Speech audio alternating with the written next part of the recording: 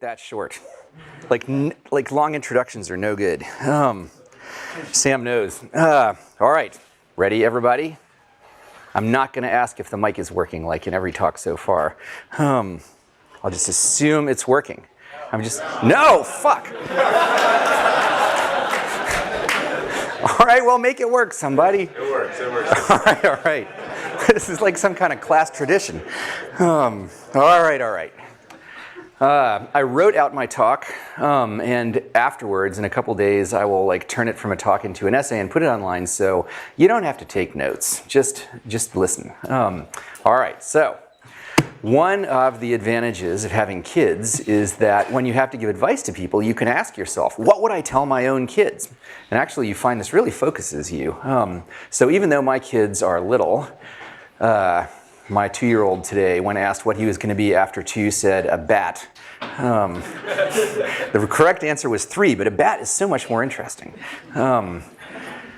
So even though my kids are little, I already know what I would tell them about startups if they were in college. And so that is what I'm going to tell you. So you're literally getting what I would give my own kids, since most of you are young enough to be my own kids. All right, so startups are very counterintuitive. And I'm not sure exactly why. It could be simply because knowledge about them has not permeated our culture yet. But whatever the reason, this is an area where you cannot trust your intuitions all the time. It's like skiing in that way. Any of you guys learn to ski as adults? You know, when you're skiing, when you first try skiing and you want to slow down, your first impulse is to lean back, just like in everything else. But lean back on skis and you fly down the hill out of control. So, as I learned, so part of learning to ski is learning to suppress that impulse. Eventually you get new habits, but in the beginning, there's this list of things you're trying to remember as you start down the hill. You know, like alternate feet, make S turns, do not drag the inside foot, all this stuff. Well, startups are as unnatural as skiing, and there is a similar list of stuff you have to remember for startups. And what I'm going to give you today is the beginning of the list of the counterintuitive stuff you have to remember to prevent your existing instincts from leading you astray. The first thing on it is the fact I just mentioned, that startups are so weird that if you follow your instincts, they will lead you astray. If you remember nothing more than that, when you're about to make a mistake, you may at least pause before making it. When I was running Y Combinator, we used to joke that our function was to tell founders things they would ignore. And it's really true. Batch after batch, the YC partners warn founders about mistakes they are about to make, and the founders ignore them, and they come back a year later and say, I wish we'd listened. But that dude is in their cap table, there's nothing they can do. Why do founders persistently ignore the partner's advice? Well, that's the thing about counterintuitive ideas. They contradict your intuitions. So, they seem wrong. So of course your first impulse is to ignore them. And in fact, that is not just the curse of Y Combinator, but to some extent our raison d'etre. You don't need people to give you advice that doesn't surprise you, right? If founders' existing intuitions gave them the right answers, they wouldn't need us. That's why there are a lot of ski instructors and not many running instructors, right? Like that, you don't see those two words together, running instructor, as much as you see ski instructor.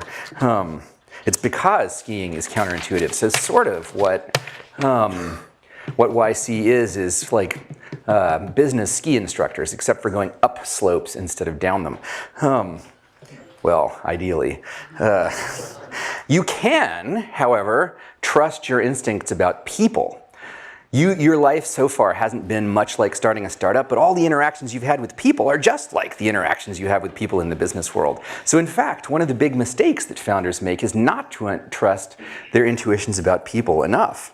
They meet someone who seems impressive, but about whom they feel some misgivings.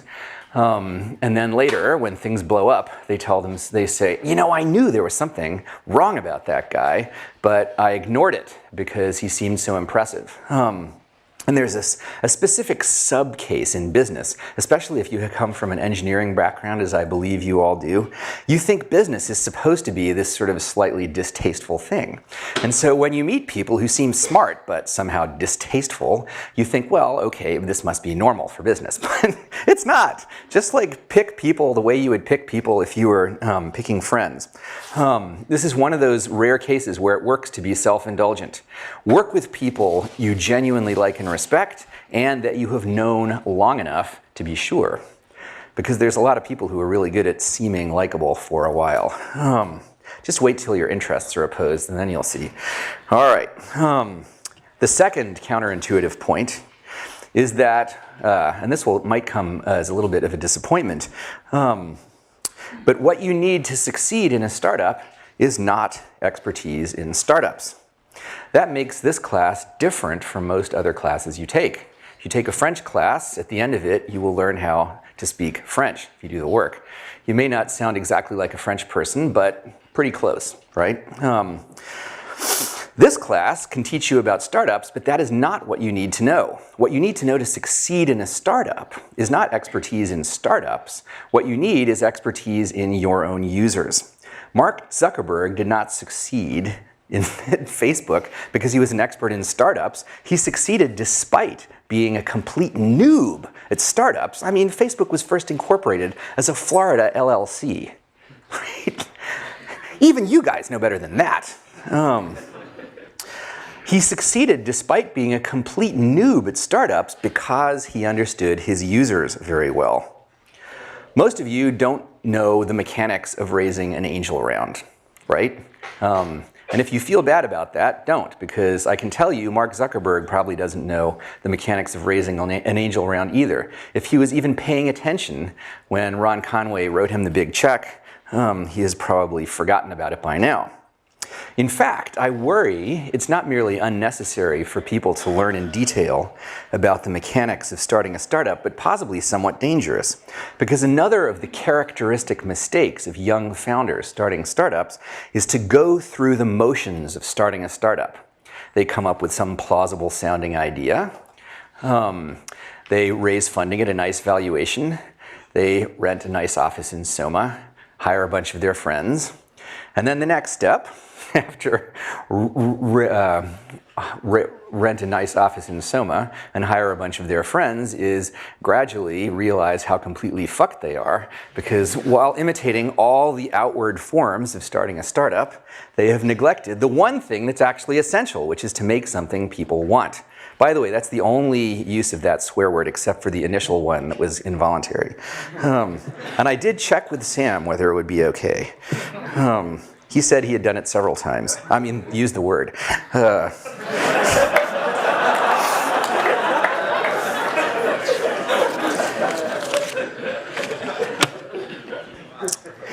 We saw this happen so often. No, I mean people going through the motions of starting a startup. That we made up a name for it, playing house.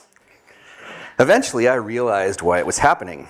The reason young founders go through the motions of starting a startup is because that is what they have been trained to do for their whole lives up to this point. Think about what it takes to get into college. Extracurricular activities. Check. Right? Even in college classes, most of the work you do is as artificial as running laps. And I am not attacking the educational system for being this way. Inevitably, the work that you do to learn something is going to have some amount of fakeness to it, and if you measure people's performance, they will inevitably exploit the difference to the degree that what you're measuring is largely an artifact of the fakeness. And I confess that I did this myself in college. In fact, here's a useful tip on getting good grades. I found that in a lot of classes, there might only be 20 or 30 ideas that actually had the right shape to make good exam questions. And so the way I studied for exams in these classes was not to master the material in the class, but to try and figure out what the exam questions would be and work out the answers in advance. And like for me, the test was not like what my answers would be on the exam. For me, the test was which of my exam questions would turn up on the exam, right? So I would get my grade instantly. I would walk into the exam and look at the questions and see how many I got right, essentially. It works in a lot of classes, especially CS classes. I remember automata theory. There's only a few things that make sense to ask about automata theory. So it's not surprising that after being effectively trained for their whole lives to play such games, young founders' first impulse on starting a startup is to figure out what the tricks are for this new game. What are the extracurricular activities of startups? What are the things I have to do? They always want to know, since apparently the measure of success for a startup is fundraising, another noob mistake. They always want to know, what are the tricks for convincing investors? And we have to tell them the best way to convince investors is to start a startup that's actually doing well, meaning growing fast, and then simply tell investors so. So then they ask, okay, what are the tricks for growing fast, right? And this is exacerbated by the existence of this term growth hacks. Right? Whenever you hear anybody talk about growth hacks, just mentally translate it in your mind into bullshit. Because what we tell them is the way to make your startup grow is to make something that users really love, right? And then tell them about it. So that's what you have to do. That's growth hacks right there. So many of the conversations the YC partners have with the founders begin with the founders saying a sentence that begins with, how do I? And the partners answering with a sentence that begins with, just, right? Why do they make things so complicated? The reason I realized after years of being puzzled by this is they're looking for the trick. They've been trained to look for the trick. So this is the third counterintuitive thing to remember about startups. Starting a startup is where gaming the system stops working. Gaming the system may continue to work if you go to work for a big company. Depending on how broken the company is, you may be able to succeed by sucking up to the right person, giving the impression of productivity by sending emails late at night, or if you're smart enough, changing the clock on your computer, because who's going to check the headers, right? But I like an audience that I can tell jokes like that to and they laugh. Over in the business school, headers. Okay. God, this thing is being recorded. I just realized that. All right, from now on, we are sticking strictly to the script. All right, but in startups, that does not work. There's no boss to trick. How can you trick people if there's no one to trick? There's only users. And all users care about is whether your software does what they want, right? They're like sharks. Sharks are like too stupid to fool. You can't like wave a red flag at a shark and fool it. It's like meat or no meat. So you have to have something people want, and you only prosper to the extent that you do. The dangerous thing is, particularly for you guys, the dangerous thing is that faking does work to some extent with investors. If you're really good at knowing what you're talking about, you can fool investors for 1, maybe 2 rounds of funding. But it's not in your interest to. I mean, you're all doing this for equity. You're playing a confidence trick on yourself. You're wasting your own time because the startup is doomed, and all you're doing is you're just going to waste your time writing it down. So stop looking for the trick. There are tricks in startups, as there are in any domain, but they are an order of magnitude less important than solving the real problem. Someone who knows 0 about fundraising but has made something users really love will have an easier time raising money than someone who knows every trick in the book but has a flat usage graph. Though, in a sense, it's bad news that gaming the system stops working now, in the sense that you're deprived of one of your most powerful weapons, and after all, something you have spent 20 years mastering. It is something I find it very exciting that there even exist parts of the world where gaming the system is not how you win. I would have been really excited in college if I had explicitly realized that there are parts of the world where gaming the system matters less than others, and some where it hardly matters at all. But there are, and this is one of the most important things to think about when you're planning your future. Got that? Okay. How do you win at each type of work? And what do you want to win by doing? So, that brings us to our fourth counterintuitive point. Startups are all-consuming. If you start a startup, it will take over your life to a degree that you cannot imagine. And if it succeeds, it will take over your life for a long time. For several years at the very least, maybe a decade, maybe the rest of your working life. So there's a real opportunity cost here. It may seem to you that Larry Page has an enviable life, but there are parts of it that are definitely unenviable. The way the world looks to him is that he started running as fast as he could at age 25, and he has not stopped to catch his breath since. Every day, shit happens within the Google empire that only the emperor can deal with, and he, as the emperor, has to deal with it. If he goes on vacation for even a week, a whole backlog of shit accumulates, and he has to bear this uncomplainingly because, number one, as the company's daddy, he can never show fear or weakness, and number two, if you're a billionaire, you get zero, actually less than zero sympathy if you complain about having a difficult life. Which has this strange side effect that the difficulty of being a successful startup founder is concealed from almost everyone who's done it. People who win the 100 meters in the Olympics, like they walk up to them and they're going like, right? And like Larry Page is doing that too, but you never get to see it. All right, where are we? Y Combinator has now funded several companies that could be called big successes. And in every single case, the founders say the same thing. It never gets any easier. The nature of the problems change. So you may be worrying about more glamorous problems like construction delays in your new London offices rather than the broken air conditioner in your studio apartment. But the total volume of worry never decreases. If anything, it increases. Starting a successful startup is similar to having kids in that it's like a button you press that changes your life irrevocably. And while it is, like, honestly the best thing in the world, having kids, if you take away one thing from this lecture, remember that. There are a lot of things that are easier to do before you have kids than after.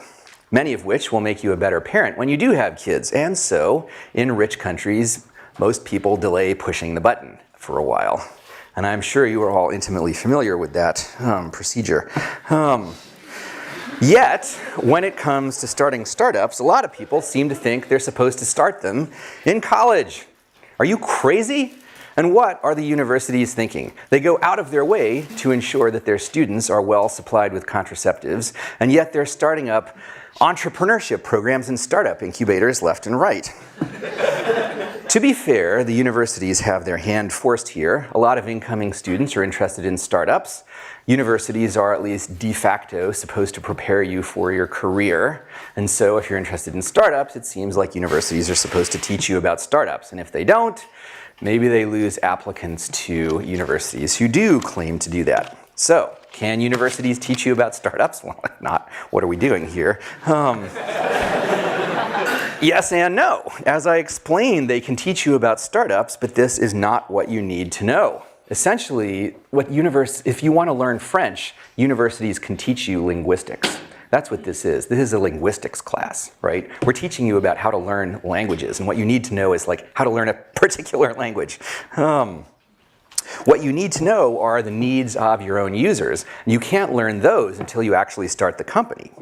And starting a company, which means that starting a startup is something you can intrinsically only learn by doing it, and you can't do that in college for the reason I just explained, that startups take over your entire life.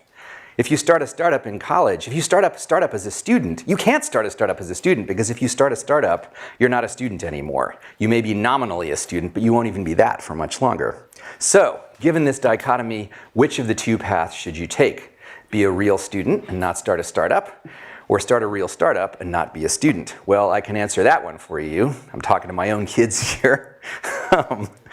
Do not start a startup in college. I hope I'm not disappointing anyone. Seriously, honestly. Starting a startup could be a component of a good life for a lot of ambitious people, but this is just part of a much bigger problem that you're trying to solve. How to have a good life, right? And though starting a startup could be a good thing to do at some point, 20 is not the optimal time to do it. There are things there are things you can do in your early 20s that you cannot do as well before or after, like plunge deeply into projects on a whim that seem like they'll have no payoff, or travel super cheaply with no sense of a deadline. In fact, those are really just isomorphic shapes in different domains. For unambitious people, this sort of thing can be the dreaded failure to launch. But for the ambitious ones, it's a really valuable sort of exploration. And if you start a startup at 20 and you're sufficiently successful, you will never get to do it. Mark Zuckerberg will never get to bum around a foreign country. If he goes to a foreign country, it's either as a de facto state visit or like he's hiding out incognito at the George V in Paris, right? But he's never going to get to just like backpack around Thailand, if that's still what people do. Do people still backpack around Thailand? Okay. Well, that's the first real sign of enthusiasm I've seen from this audience. Should have given this talk in Thailand. All right. He can do things that you can't do, like charter jets to fly him to foreign countries, really big jets. But success has taken a lot of the serendipity out of his life. Facebook is running him as much as he's running Facebook. And while it can be really cool to be in the grip of some project you consider your life's work, there are advantages to serendipity. And among other things, it gives you more options to choose your life's work from. There's not even a trade-off here. You're not sacrificing anything if you forego starting a startup at 20, because you'll be more likely to succeed if you wait. In the unlikely case that you're 20, like astronomically unlikely case that you're 20 and you have some side project that takes off like Facebook did, then you face a choice of either running with it or not, and maybe it's reasonable to run with it. But usually the way startups take off is for the founders to make them take off, and it's gratuitously stupid to do that at 20. So, should you do it at any age? I realize I've made starting a startup sound kind of hard. If I haven't, let me try again. Starting a startup is really hard. What if it's too hard? What if you're not up to this challenge? The answer is the fifth counterintuitive point. You can't tell. Your life so far has given you some idea what your prospects might be if you wanted to become a mathematician or a professional football player. And boy, it's not every audience you could say that to. But unless you have had a very strange life indeed, you have not done much that's like starting a startup. Meaning, starting a startup will change you a lot if it works out. So what you're trying to estimate is not just what you are, but what you could become, and who can do that? Well, not me. For the last 9 years, it was my job to try and guess whether people would guess. I wrote predict in here, and it came out as guess. That's a very informative Freudian slip. Seriously, it's easy to tell how smart people are in 10 minutes. You know, hit a few tennis balls over the net, and do they hit them back at you or into the net? But the hard part was, and the most important part, was predicting how tough and ambitious they would become. There may be no one at this point who has more experience than me at doing this, and I can tell you how much an expert can know about that. The answer is not much. I learned from experience to keep a completely open mind about which startup in each batch, which startups would turn out to be the stars. The founders sometimes thought they knew. Some arrived feeling confident that they would ace Y Combinator just as they had aced every one of the few easy artificial tests they had faced in life so far. Others arrived wondering what mistake had caused them to be admitted and hoping that no one would discover it. But there is little to no correlation between these attitudes and how things turn out. I've read the same is true in the military, that the swaggering recruits are no more likely to turn out to be really tough than the quiet ones, and probably for the same reason, that the tests are so different from the tests in people's previous lives. If you're absolutely terrified of starting a startup, you probably shouldn't do it, unless you're one of those people who gets off on doing things you're afraid of. Otherwise, if you're merely unsure of whether you're going to be able to do it, the only way to find out is to try. Just not now. So, if you want to start a startup one day, what do you do now in college? There are only two things you need initially: an idea and co-founders. And the MO for getting them both is the same, which leads to our sixth and last counterintuitive point. The way to get startup ideas is not to try to think of startup ideas. I've written a whole essay on this, and I'm not going to repeat the whole thing here. But the short version is that if you make a conscious effort to try and think of startup ideas, you will think of ideas that are not only bad, but bad and plausible sounding, meaning you and everybody else will be fooled by them and you'll waste a lot of time before realizing they're no good. The way to come up with good startup ideas is to take a step back. Instead of trying to make a conscious effort to think of startup ideas, turn your brain into the type that has startup ideas unconsciously. In fact, so unconsciously that you don't even realize at first that they're startup ideas. This is not only possible. Yahoo, Google, Facebook, and Apple all got started this way. None of these companies were even supposed to be companies at first. They were all just side projects. The very best ideas almost have to start as side projects because they're always such outliers that your conscious mind would reject them as ideas for companies. Okay? So how do you turn your mind into the kind that has startup ideas unconsciously? 1, learn a lot about things that matter. 2, work on problems that interest you. 3, with people you like and respect. That third part, incidentally, is how you get co-founders at the same time as the idea. The first time I wrote that paragraph, instead of learn a lot about things that matter, I wrote, become good at some technology. But that prescription, though sufficient, is too narrow. What was special about Brian Chesky and Joe Gebbia from Airbnb was not that they were experts in technology. They went to art school. They were experts in design, and perhaps even more importantly, they were really good at organizing people and getting projects done. So you don't have to work on technology per se, so long as you work on things that stretch you. What kind of things are those? Now that is very hard to answer in the general case. History is full of examples of young people who were working on problems that no one else at the time thought were important, and in particular, that their parents didn't think they were important. On the other hand, history is even fuller of examples of parents who thought their kids were wasting their time and who were right. So, how do you know if you're working on real stuff? I mean, when Twitch TV switched from being Justin.tv to Twitch TV and they were going to broadcast people playing video games, I was like, what? But it turned out to be a good business. Well, I know how I know real problems are interesting, and I'm self-indulgent. I'm always interested in working on interesting things, even if no one else cares about them, and I find it very hard to make myself work on boring things, even if they're supposed to be important. My life is full of case after case where I worked on things just because I was interested and they turned out to be useful later in some worldly way. Y Combinator itself is something I only did because it seemed interesting. So I seem to have some sort of internal compass that helps me out. But this is for you, not me, and I don't know what you have in your heads. Maybe if I think more about it, I could come up with some heuristics for recognizing genuinely interesting ideas. But for now, all I can give you is the hopelessly question-begging advice. Incidentally, this is the actual meaning of the phrase, begging the question. The hopelessly question-begging advice that if you're interested in genuinely interesting problems, gratifying your interest energetically is the best way to prepare yourself for a startup. And for that matter, probably the best way to live. But although I can't explain in the general case what counts as an interesting problem, I can tell you about a large subset of them. If you think of technology as something that's spreading like a sort of fractal stain, every point on the edge that's moving represents an interesting problem.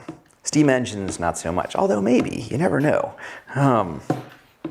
So one guaranteed way to turn your mind into the type that startup ideas form in unconsciously is to get yourself to the leading edge of some technology, to as Paul Buchheit put it, live in the future. And when you get there, ideas that seem uncannily prescient to other people will seem obvious to you. You may not realize they're startup ideas, but you'll know there's something that ought to exist. For example, back at Harvard, back in the mid-90s, a fellow grad student of my friends Robert and Trevor wrote his own voice-over IP software. It wasn't meant to be a startup. He never tried to turn it into one. He just wanted to talk to his girlfriend in Taiwan without paying for long-distance calls. And since he was an expert on networks, it seemed obvious to him that the thing to do was turn the sound into packets and ship them over the internet for free. Why didn't everybody do this? Well, because they weren't good at writing that kind of software. He never did anything with this. He never tried to turn it into a startup, but that is how all the best startups tend to happen. So strangely enough, the optimal thing to do in college if you want to be a successful startup founder is not some sort of new vocational version of college focused on entrepreneurship. It's the classic version of college, is education for its own sake. If you want to start a startup, what you should do in college is learn powerful things. And if you have genuine intellectual curiosity, that's what you'll naturally tend to do if you just follow your own inclinations. The component of entrepreneurship, I can never quite say that word with a straight face, that really matters is domain expertise. Larry Page is Larry Page because he was an expert on search. And the way he became an expert on search was because he was genuinely interested in it, not because of some ulterior motive. At its best, starting a startup is merely an ulterior motive for curiosity, and you'll do it best if you introduce the ulterior motive at the end of the process. So here is the ultimate advice for young would-be startup founders, reduced to 2 words: just learn. All right, how much time do we have left? 18 minutes. 18 minutes of questions, good God. Do you guys have the questions? Sure, we'll start with 2 questions online, or we can start with audience Q&A. You guys are in charge, whatever you want to do. Okay, so to start with online questions, the most voted question today was... Do I have to repeat them, by the way? Yeah. Okay. How can a non-technical founder most effectively contribute to a startup? How can a non-technical founder most effectively contribute to a startup? Well, if the startup is working in some domain, if it's not a pure technology startup, but is working in some very specific domain, like if it's Uber, right?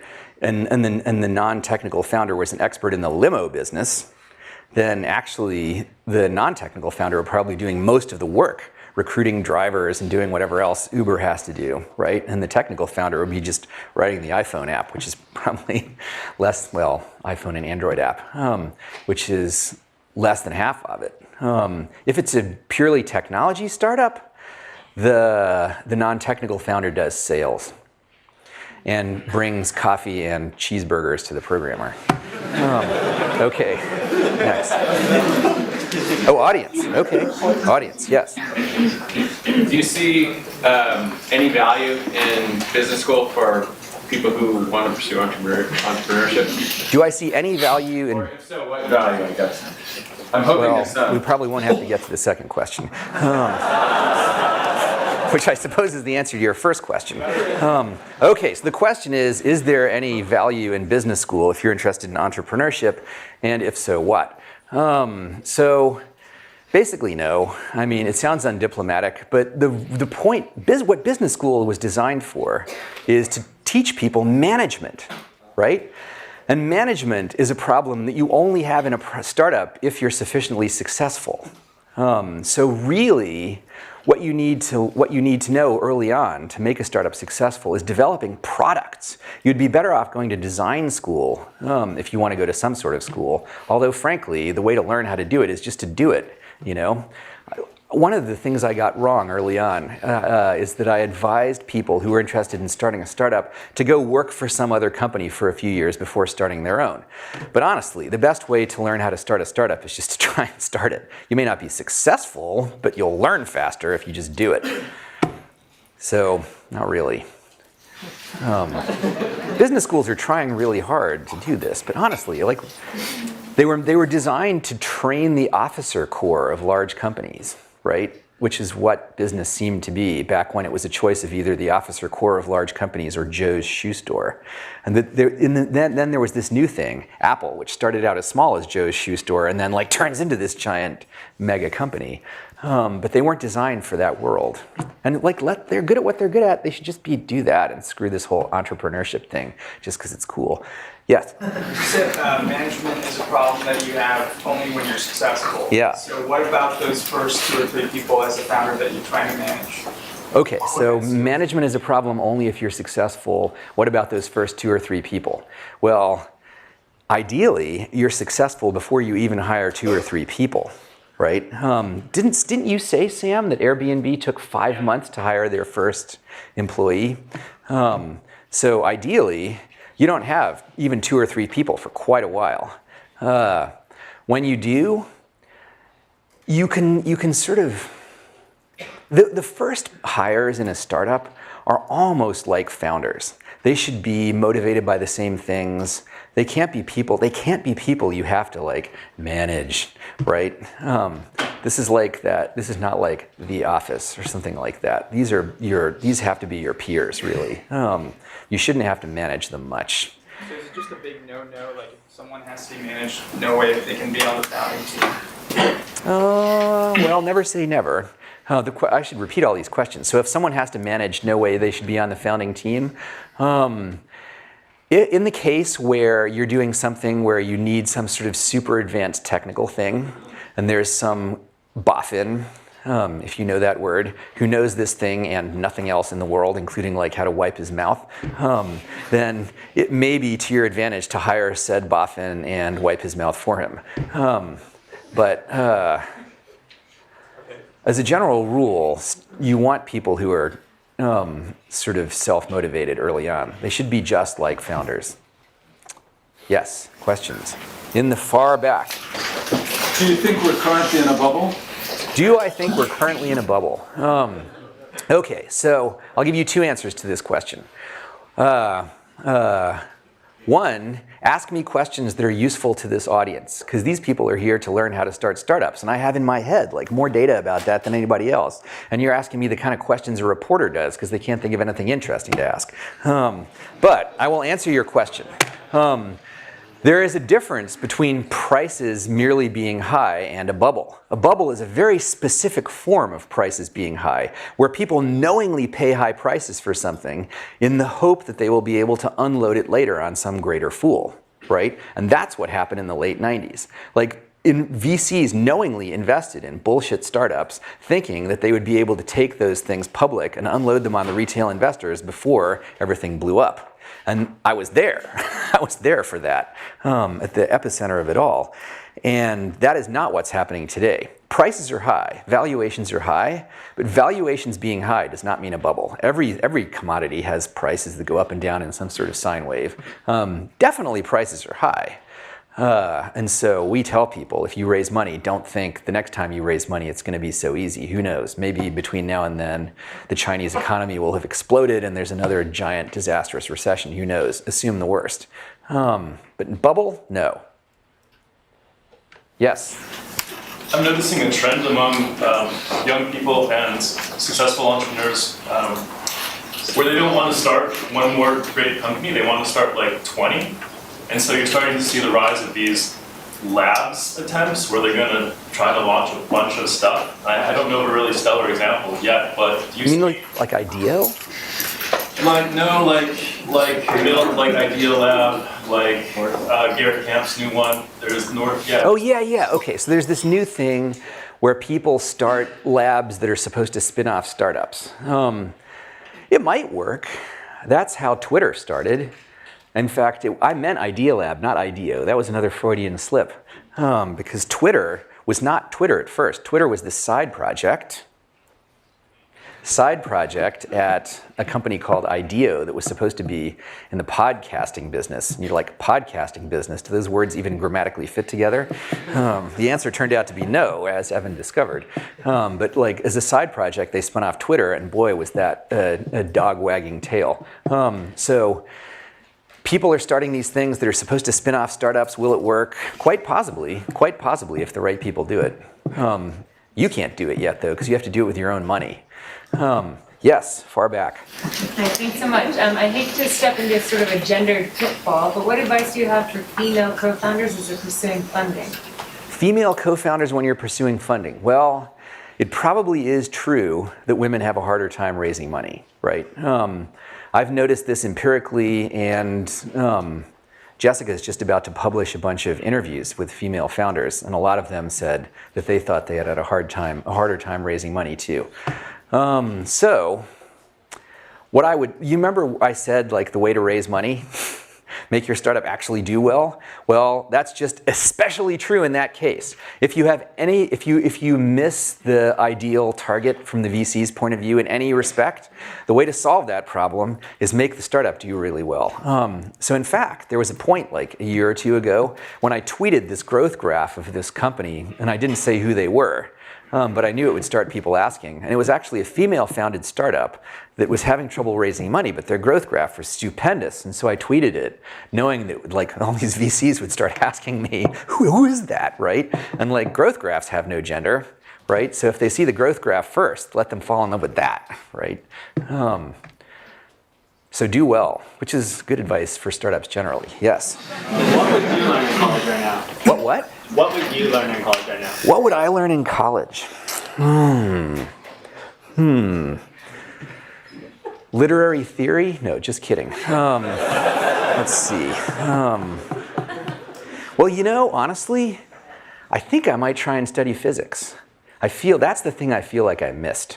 For some reason, like, I was all excited. When I was a kid, computers were the thing. Maybe they still are, right? So I sort of got very excited about writing code. And you could do things with, you could write real programs in your bedroom. You can't like build real linear accelerators. So maybe you can.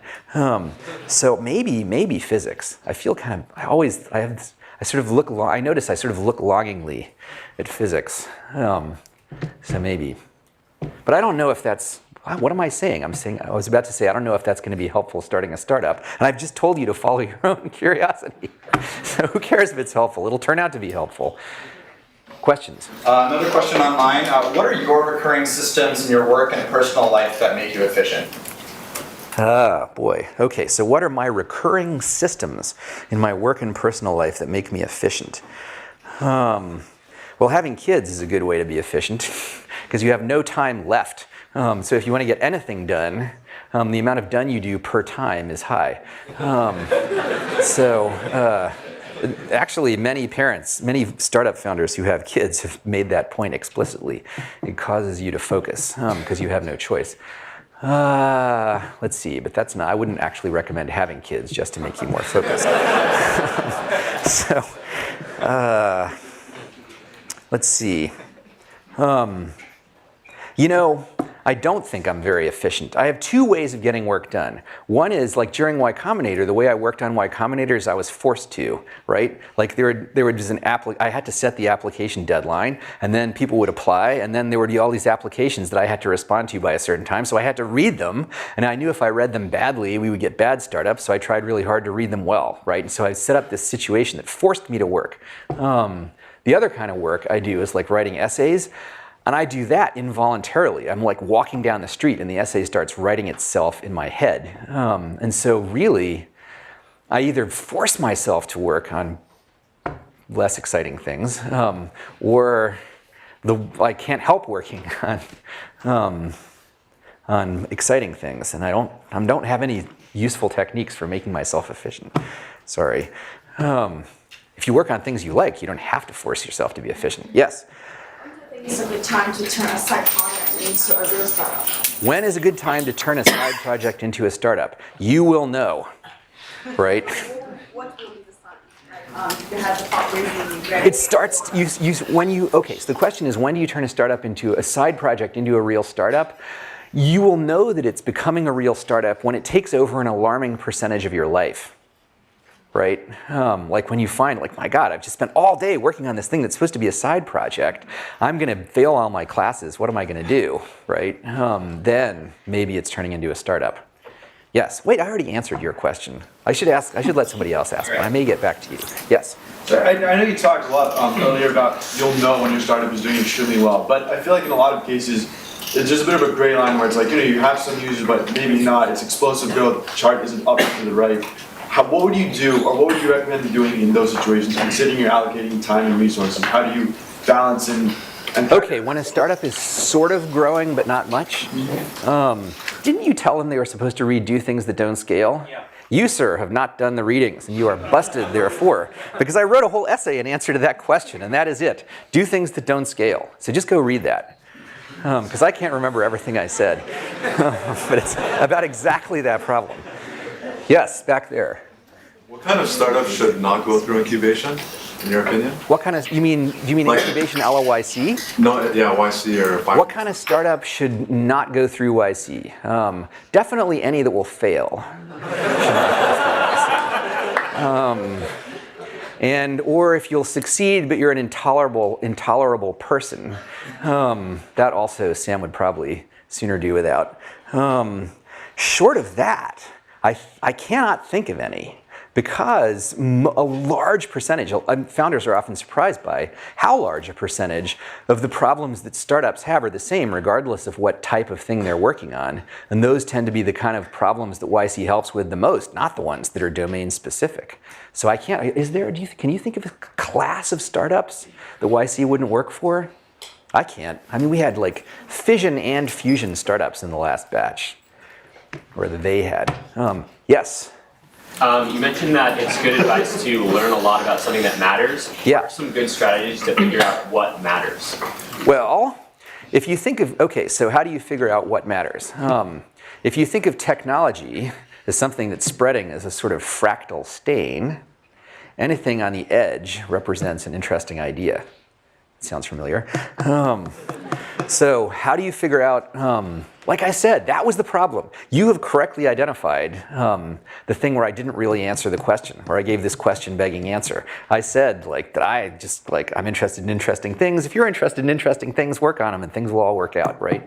But how do you tell what is a real problem? I don't know. That's like important enough to write a whole essay about, and I don't know the answer. I probably should write something about that, but I don't know. I don't know.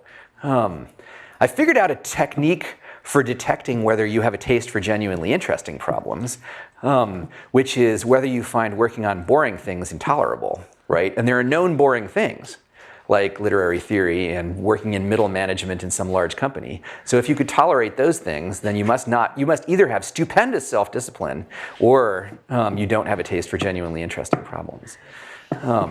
And vice versa. Yes? One more question. Okay, one more question. It better be good. I was just wondering how like Snapchat makes money or plans to do so in the future. Snapchat? What do I know about Snapchat? We didn't fund them. How about another question? All right, go ahead. So you're talking about hiring people that you like, but it seems like that could lead to a monoculture. And there are a lot of benefits maybe of a monoculture, but how do you deal with the blind spots that arise? Okay, so if you hire people you like, you might get a monoculture. And how do you deal with the blind spots that arise? Starting a startup is something where many things will be going wrong. You can't expect it to be perfect. And the advantages of hiring people that you know and like are far greater than the small disadvantages of having some monoculture. You look at it empirically, all the most successful startups, someone just hires all their pals out of college. All right, you guys, thank you.